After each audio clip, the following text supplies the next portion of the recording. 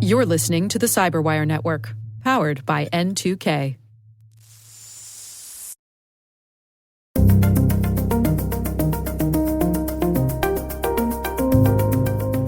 Even if my email address is I'm going to hack you 666 at gmail.com, but my display name is, John Smith, and John Smith is the CEO of my target.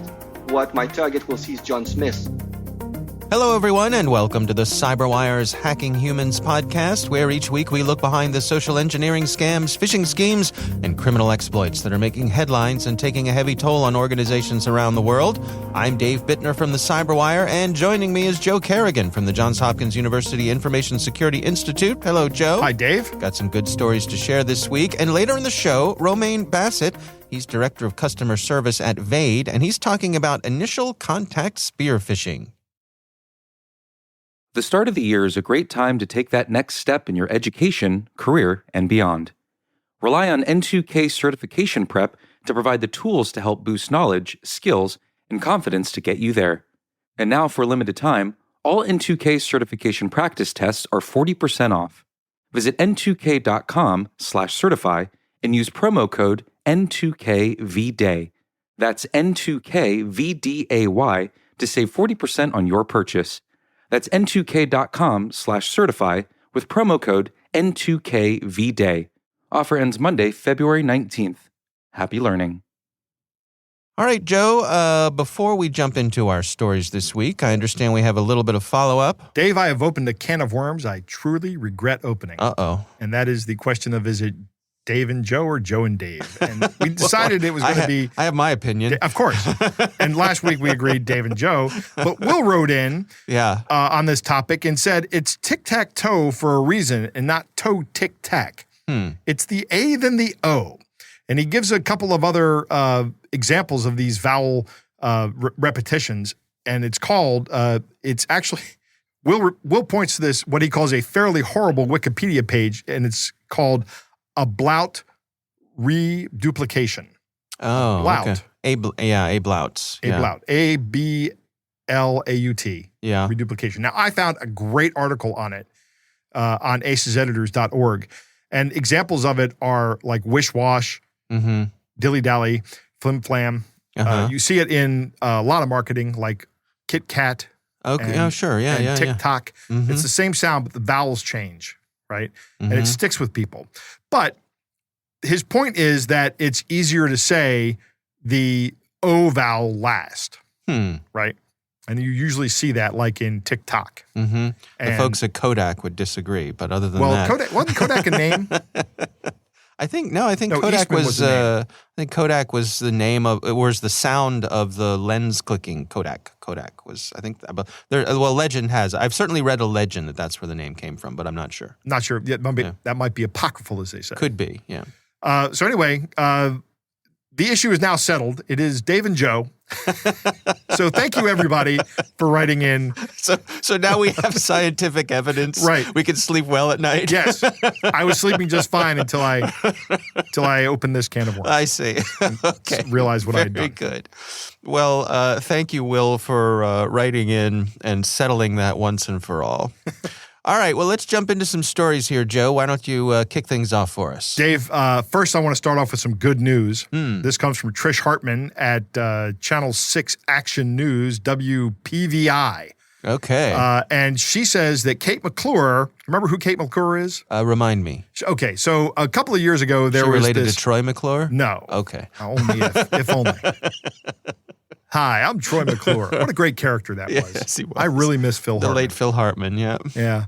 A couple of years ago, there was this story about these people who allegedly had a homeless veteran and they were raising money for him, and they started a GoFundMe page and got $400,000 donated, and then they just took the money and spent it. Oh, yeah. And then he wound up suing the vet wound up suing them, saying, hey, they took all my money. And it turns out it was a big scam. Well, Kate McClure was the woman of the couple involved in that scam, and she just got sentenced to 1 year and a day in federal prison. Oh, okay. So her counterpart got sentenced to 27 months. So that is now closed, and she will now be a guest of the federal government for the next year and a day. Okay. All right. Justice is done. That's right. Okay. So I'm happy to see that. Yeah. My story today comes from 1011 Now, which is apparently two television stations or radio stations out west, KOLN and KGIN. KGIN would be a good call letter, right? This is KGIN. I love you guys.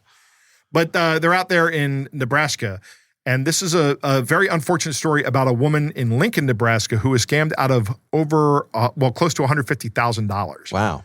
It starts with a phone call back on July 11th, where a stranger said there had been unauthorized purchase of a laptop on her Amazon account. You know, I got one of these calls just recently. Really? Yeah, I did. An actual phone call? An actual phone call. Somebody saying there's been an unauthorized purchase of an iPhone on your Amazon account. Did you immediately say Amazon has no human beings in customer service? Amazon certainly doesn't want to talk to you. Right. They do everything they can to avoid it. But actually, when you need to talk to them, if you can navigate that, I will admit that system is difficult to navigate. But once you learn how to do it, they can be pretty responsive. Oh, okay. But they don't just call you out of the blue. Yeah. Like these guys did to me. And they said, this is Amazon customer service. And I said, if you'd like to dispute the charge, hit 1. And immediately I hit 1. And this guy comes on the phone and he goes, this is Amazon customer support. And I'm like, no, it isn't. And he goes, yes, it is. I'm like, let me know, what's the scam here? What's the end game? Did you try to get some kind of malware installed on my phone or something? And then the guy just issued a string of profanities. And I go, it doesn't really sound like you're Amazon. No. But, their training has slipped quite a bit. Right, exactly. It wasn't Amazon. I didn't do my old lady voice because my voice was actually not in shape. If our listeners caught last episode, I wasn't feeling at the top of my game. That's when this happened. Okay. So, but if they call me back again, they will get to talk to Mabel Johnson. All right. But this woman, who is not Mabel Johnson, is a 68-year-old woman, and she received a call from a stranger saying there had been an unauthorized purchase of this laptop on her Amazon account. She was then directed to follow messaging prompts and was transferred to someone else who identified himself as a DEA agent. Oh. A drug enforcement agency here in the U.S.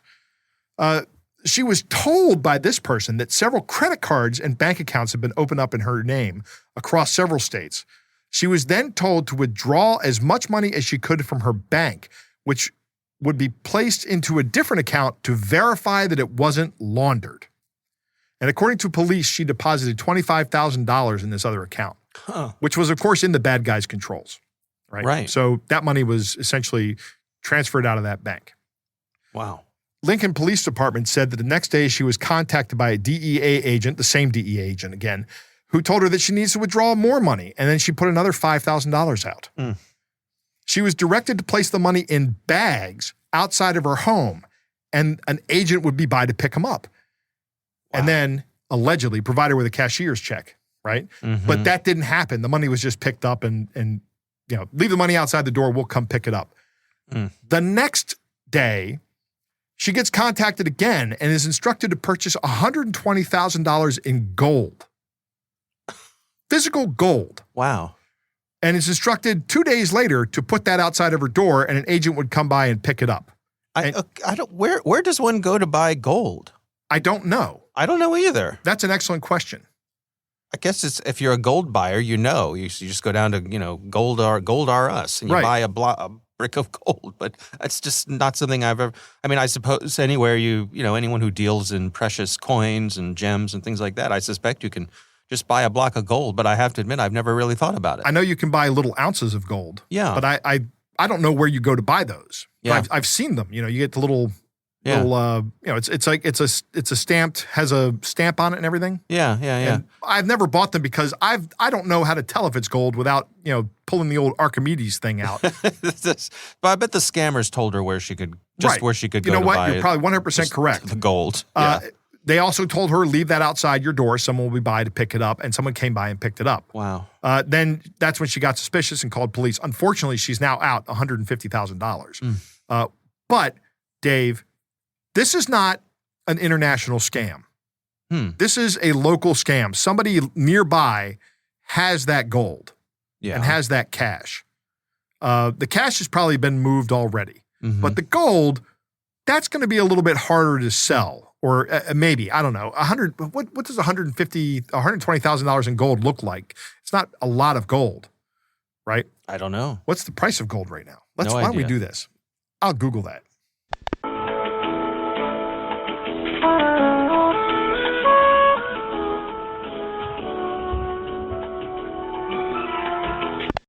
So doing a little bit of quick math, that $120,000 in gold is about 70 troy ounces, because gold is sold in troy ounces as opposed to a regular ounce. Okay. I don't know if they're actually different, but that's how it's measured. Yeah. But that would be, according to Google, that is about 4.8 pounds of gold. So 5 pounds. Not a lot of gold walking around. So maybe that gold is gone. You put it in your pocket. Yeah, you can. Yeah. Right. Wow. It's how you get $120,000 to fit in your pocket easily. Mm-hmm. I don't know how to tell people to defend themselves other than be cautious of the initial call that comes from Amazon that isn't from Amazon. Mm-hmm. Reach out to your elderly family members and tell them this is not how this works. Nobody verifies that money is laundered or not laundered by putting it into another account. That's not how money laundering works. Now, see that, but that, to me, that makes sense, right? But I sit here and think, I literally spend probably at least an hour a week thinking about money laundering. Yeah. Because it fascinates me and how people can do that and get away with it. Yeah. So one thing I think of here is as my folks were getting up there, one thing we did, since we're in an era of bank apps, right? I was able to get on my parents' bank accounts and set up the apps. So if anything over a certain transaction amount occurs, I get an alert. Yeah. So in this case, this woman was transferring thousands of dollars. I would have been notified. Right. About that. Yes, So even as soon as you got the $25,000 out. So even in my case, it's a child, but it could be a trusted friend. It could be a financial advisor, a lawyer. It's just somebody who's not you to be able to have your back. Right. When something like this happens, as we say over and over again, to just kind of slow things down a little bit. Absolutely. So that's something I would recommend. I would agree with that. That's a good recommendation. Yeah. All right. Well, we will have a link to that story in the show notes. My story this week comes from the Washington Post. This is a story written by Heather Kelly. A little different for us this week. It's titled, "The Nonstop Scam Economy is Costing Us More Than Just Money. Relentless waves of sophisticated phone and online scams are affecting people's mental health." So we're talking about kind of the human element of this. The story starts off by a woman named Pamela, who, because she is under treatment for cancer, is not able to ignore her phone ringing. Right. Because she doesn't know. It could be a doctor, it could be a hospital.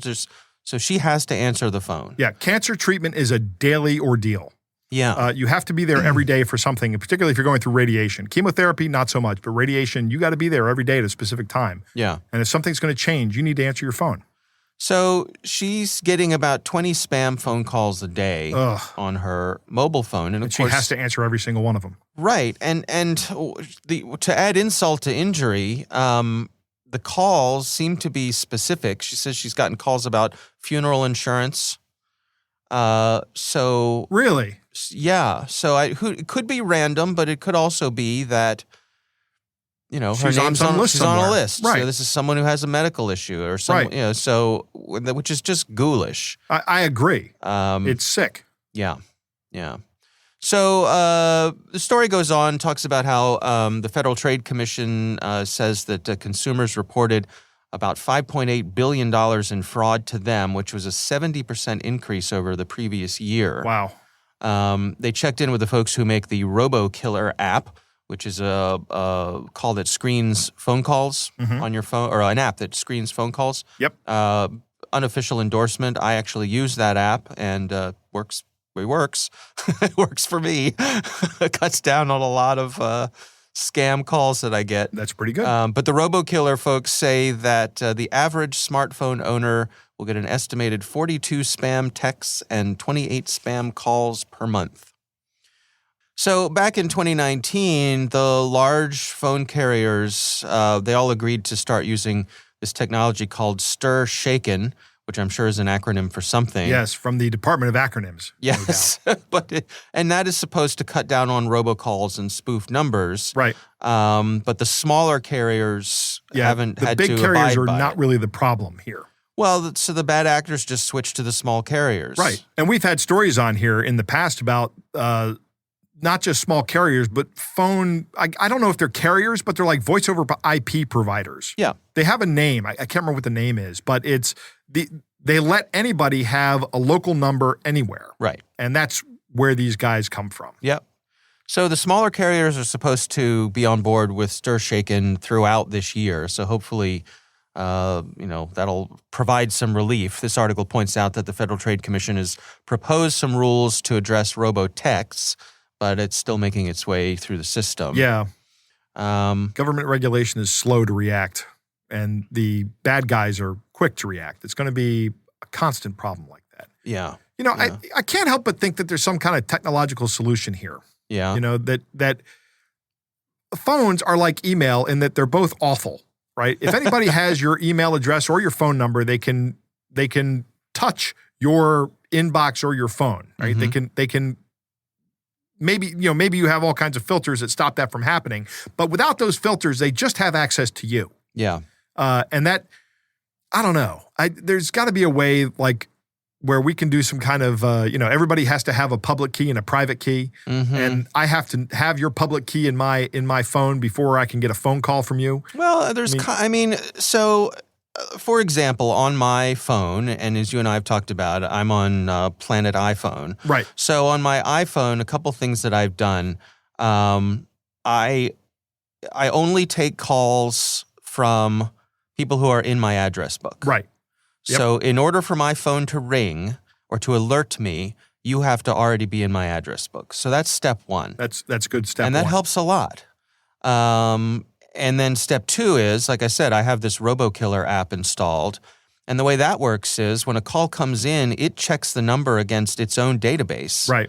And so all the users of RoboKiller, they kind of crowdsource it. Yeah. Who can report and say, hey, this was a scam number.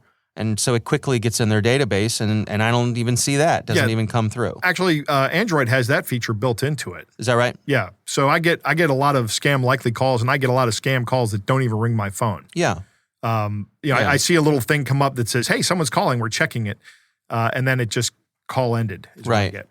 So I can't remember the last time I actually answered I can't remember the last time I answered my phone, but I can't remember the last time Who uses that? Yeah. I can't remember the last time I answered my phone and actually spoke to a scammer or a car warranty person or, anything like that.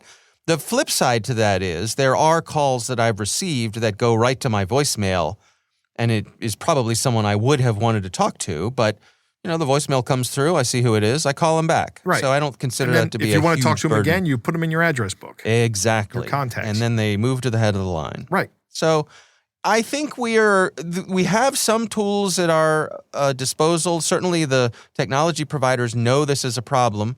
So the different platform providers are doing their best to try to help us with this. And then I guess you can take it to the next level with a third-party app or something like that. But I think that you and I are in agreement that we're left scratching our heads as to why the powers that be in the regulatory area have been so slow in making a serious dent in this. Well, I'm not scratching my head as to that because... because you're much more cynical than me. Yeah, I'm much more cynical. And right. I believe that government is by its nature inefficient. And fair enough. And that's okay. I mean, that's fine. Right. There are things that government's good at, and there are things that government is not good at. And this is one of the things they're just not good at. And they're never going to be good at it because as soon as they make a new regulation, the bad guys are going to be like, well, we'll just get around that regulation. I mean, look at the payday loan business. Right.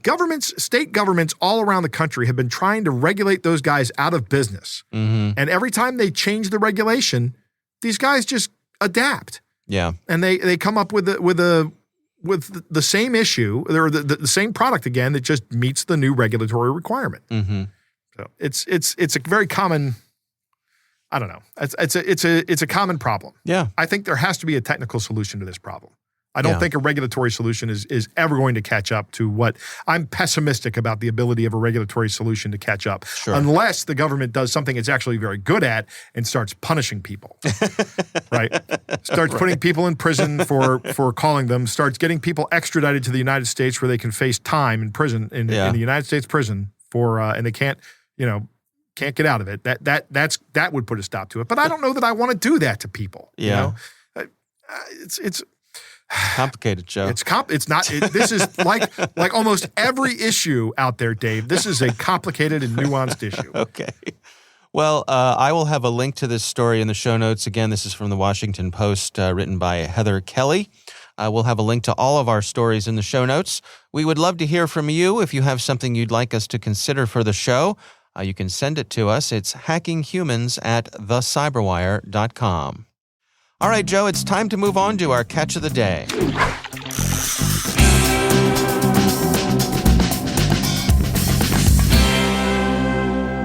Dave, our catch of the day comes from Alex, who writes, David and Joe, also known as Joseph and Dave. Dave, look right here on the table. There's another one of those worms. I didn't get them away. That can of worms. I see. They're wriggling all over. Yes. That was a callback to the earlier part. Anyway, he says, I got this email at that my Apple ID was locked this morning. While I do have Apple devices, my ID is not associated with the emails the scammer sent this to. However, it appears very real at first. Noticeably, the poor English, rather incomplete sentences, the text is smaller than the verify button, and I could see someone not reading and just clicking the verify button. Mm-hmm. And the sender is not Apple ID. The email behind it is simply just gibberish, right? They just created some Gmail account. Yeah. I'm not sure if that matters to someone who's panicking, however. It does not, Alex. Mm-hmm. You're 100% correct. That's the goal of this thing. It is just to show you, hey, your Apple ID is locked. Click here to verify, and then they steal your username and password.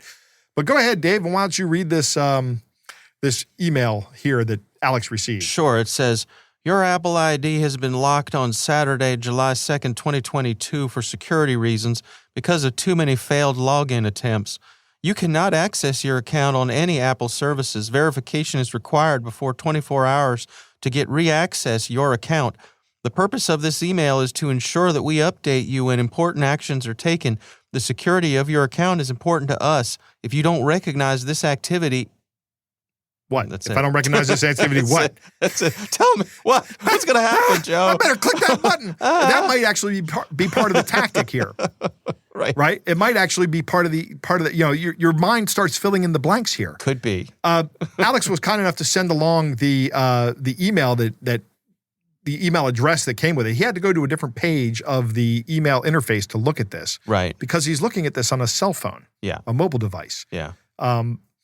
Which is, indicative of the problem. Yeah. But thank you, Alex, for sending this in. This is great. I hope nobody clicks on the link, and I hope that everybody uses multi-factor authentication with a hardware token to secure their Apple accounts. Oh, that reminds me. About a week ago, I started getting notifications from Apple that somebody was trying to reset my Apple ID password. Really? But I have multi-factor activated, so they weren't successful. They were not successful, but I kept getting the reset notice, here's your multi-factor ID, that sort of thing.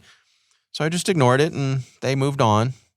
But, one of our listeners probably doing that. Dave. Interesting. I know. Interesting that someone was trying, but I'm glad I had multi-factor. So there you go. All right. Well, that is our catch of the day. Again, we appreciate you writing in and sharing that with us, and we would love to hear from you. It's hackinghumans@thecyberwire.com.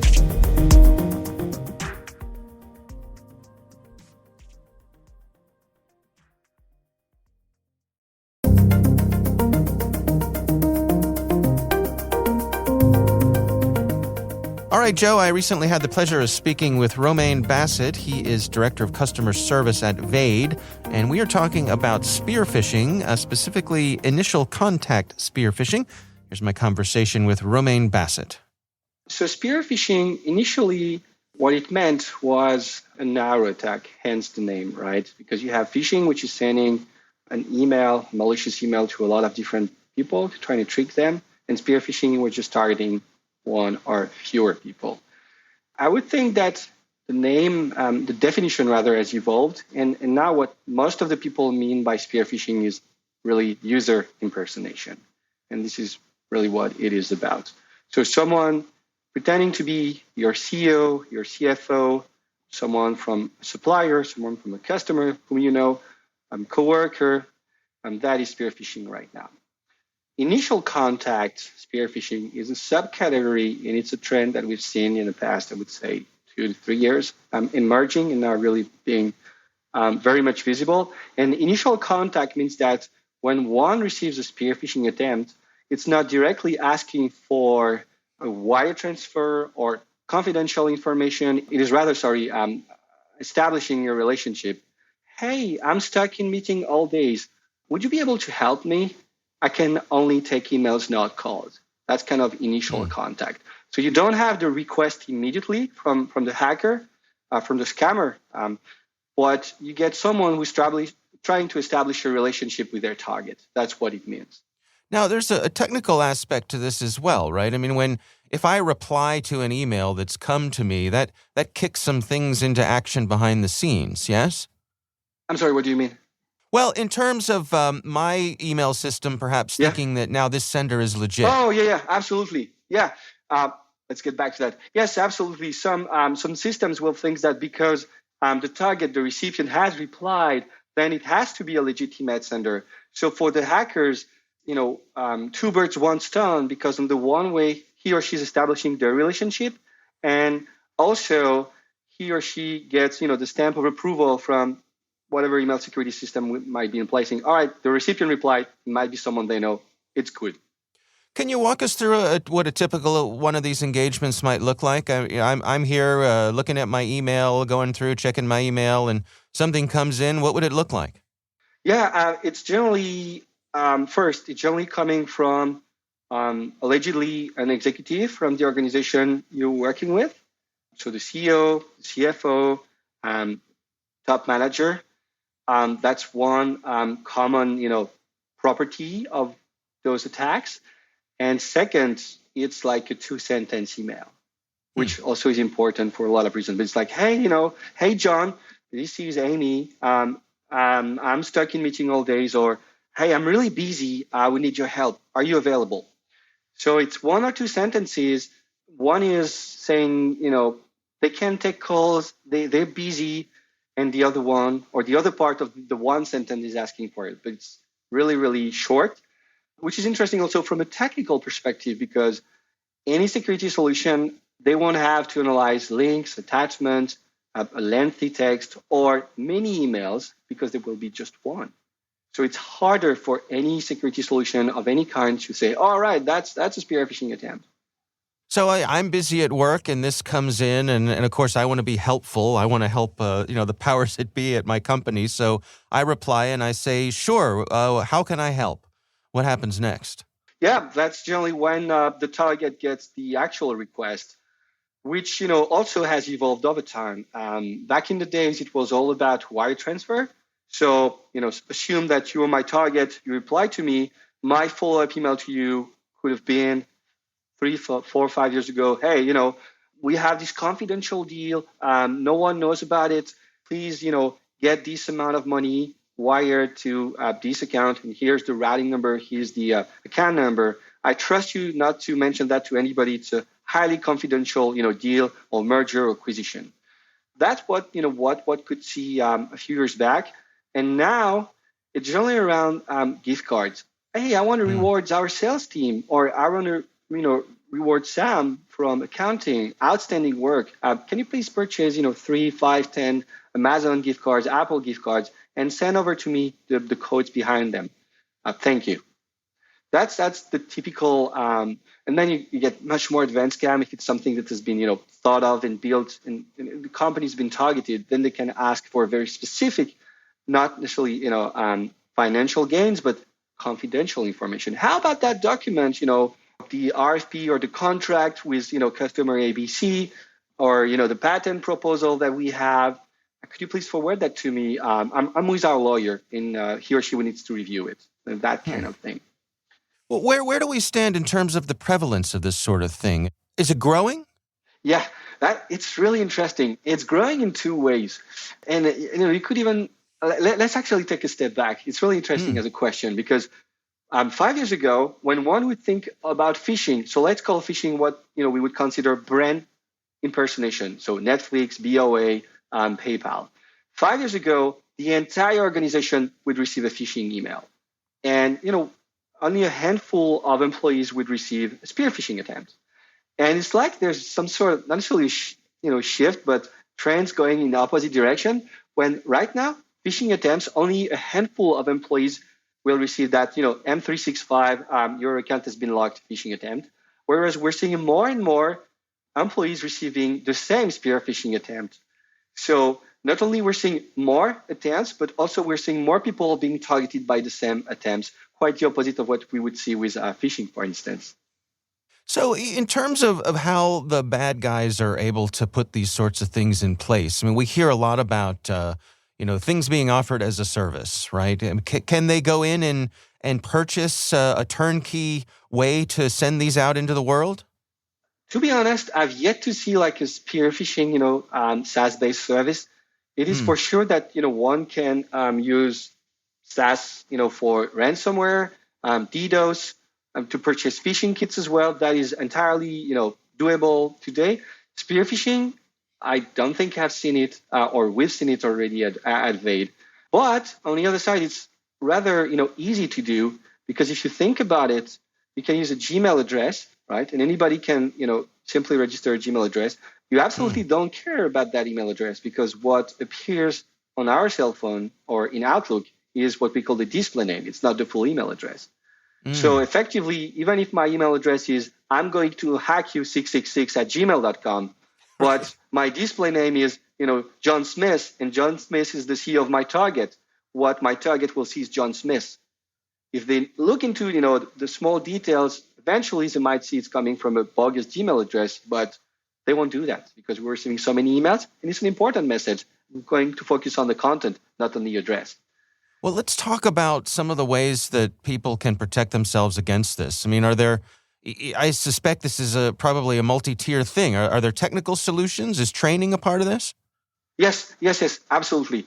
What's actually interesting is that you can see that, companies have already did stuff to protect against spear phishing. Why am I saying that? Well, because the wire transfer spear phishing attempt is much less likely to be seen today than it was, 3, 4, 5 years ago. Why? Because and it's not necessarily IT security, but you've seen finance departments now, they have processes when they receive such a request over email. In their process, they have to follow up with a call, not to the number in the email necessarily, but to the number they know from the supplier, from the CEO, from whoever that may be. And so we've seen that, those are going down. So why? Because within companies, organizations, there have been more processes put in place, in the accounting or finance department against those. So one could say it's training, but it's not necessarily cybersecurity training. It could be like, accounting or finance processes. But back to your point, yes, it's a multi-tiered. So it's going to be user awareness training. And it's true that, there are not necessarily too many options right now if you're on a lookout for spear phishing training. More and more are becoming available, which is a good thing, right? But it's mostly around phishing awareness training, not spear phishing, but it's getting there. So that's one. And two, it's going to be, whatever cybersecurity tools you may have. And definitely, because of the nature of the threat, AI is important. And why am I saying that? We're talking about 1, 2 emails, no links, no attachments, 2 sentences. And you need some sort of intelligence, some sort of thinking to be able to understand, hold on. It's not coming from John Smith, the CEO. It's coming from an outside email address. And it's not the personal email address of John Smith, the CEO, who's sending it over from Gmail because, he's calling out sick. It's someone pretending to be John Smith, the CEO, sending from a Gmail. It's not about him or her being sick. It's about, something that is important, something that is urgent. And it's not necessarily the same signature than John Smith would use. The small signs that eventually lead to, there are too many of those, low signals that the AI is going to pick it up. Is it fair to say that anything involving gift cards should be a big waving red flag to anybody in an organization? That's a good point indeed. Or at least, follow up with a call or, email the email that but definitely. And, not to go on a tangent, but there's other variations to that. So we talked about the wire transfer, the gift cards, and there's another trend, which is banking information updates. So the spearfisher will impersonate an employee, and not necessarily the CEO or the CFO in that case, any employee, and email the HR team or the accounting department right before payroll and say, hey, I've just switched banks. I've closed my former bank account, so it's no longer available. Here's my new, routing number, account number. Please wire my next, salary to this account. Thank you.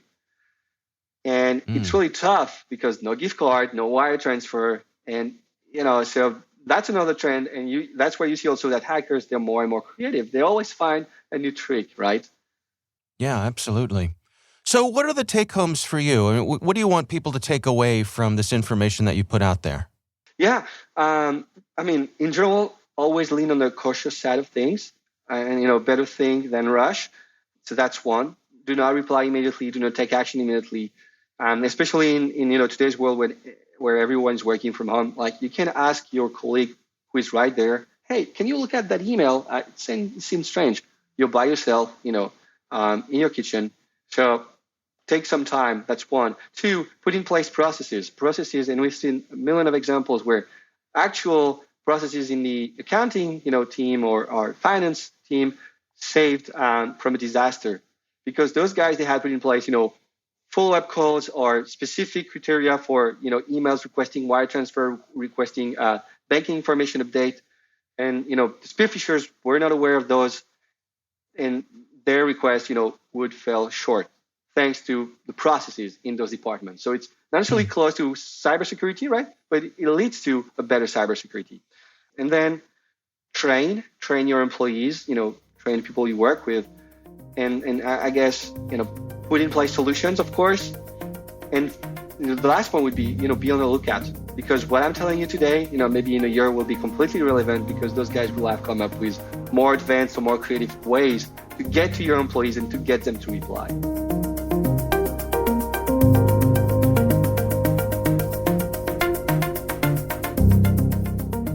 Joe, what do you think? I want to open up by saying that jargon is great because it allows for the quick communication of complex ideas. But it can also be a barrier to understanding as well.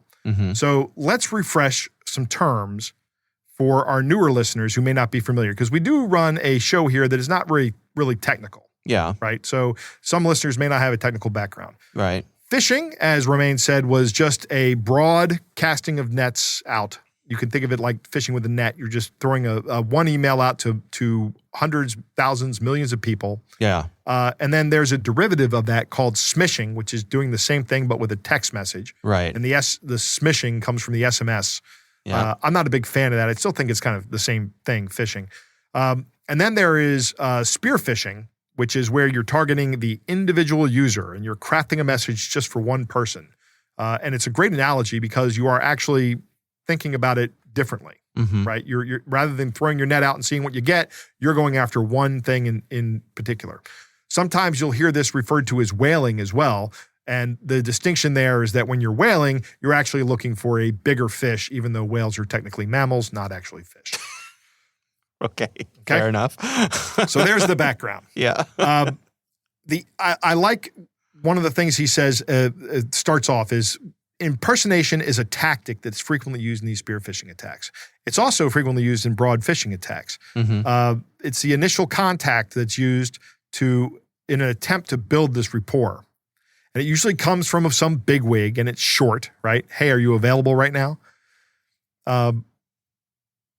This is the method that got me in the story that I hate telling. But because we have so many courageous people, so many stories on this show about courageous people that come forward and tell their stories, I can't sit here and go, no, this never happens to me. I have to continually tell this story from now until the day I die. Yeah. About the time I got an email that looked like it came from my boss, Dr. DeBurra at JHU, and it just said, "Are you available?" And I instantly grabbed my notebook and I replied to it and said, "Yep, on my way and went down to his office where his office was dark and he wasn't there. And our chief of admin comes out and she looks at me and goes, I think that was a scam email. Oh. And I was like, they got me.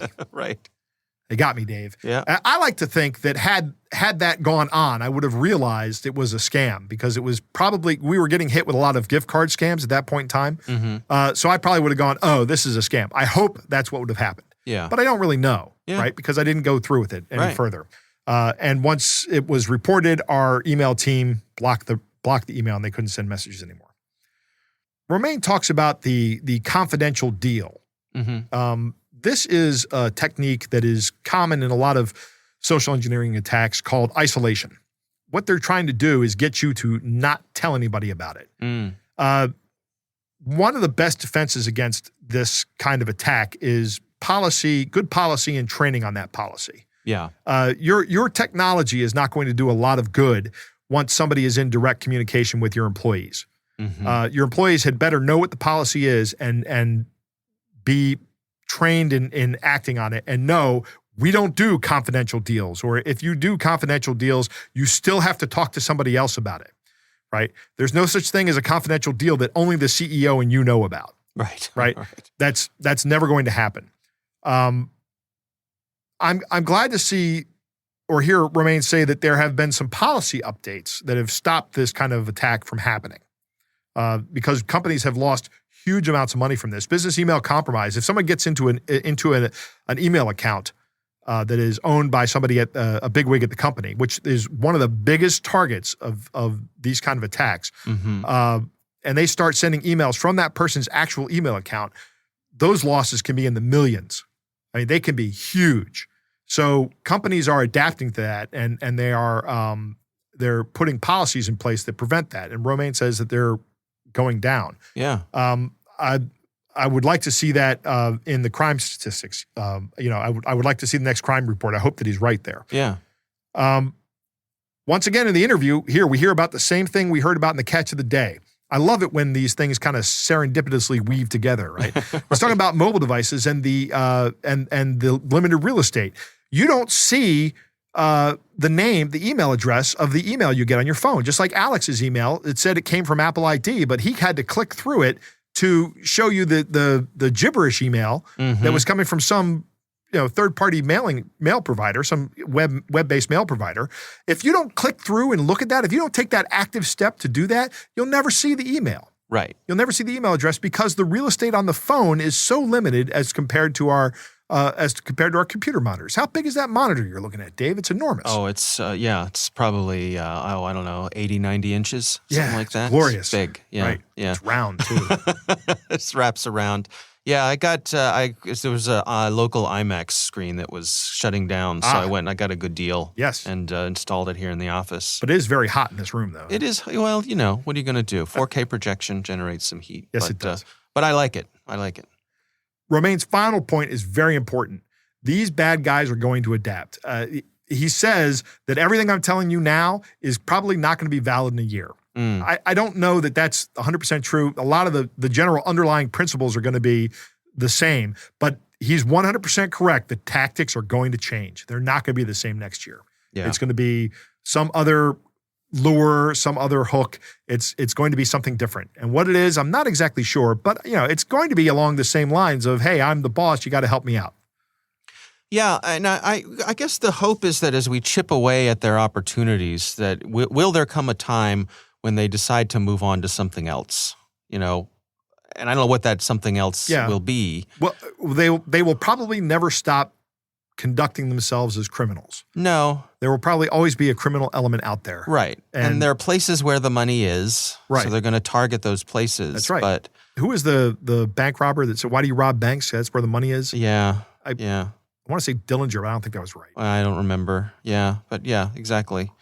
So I don't know. I mean, it's you're right. It's probably never going to end, but maybe we can make it so much of a nuisance for them that the folks who get hit with this are few and far between. Yeah, that would be best. Yeah. All right. Well, our thanks to Romain Bassett for joining us. We do appreciate him taking the time.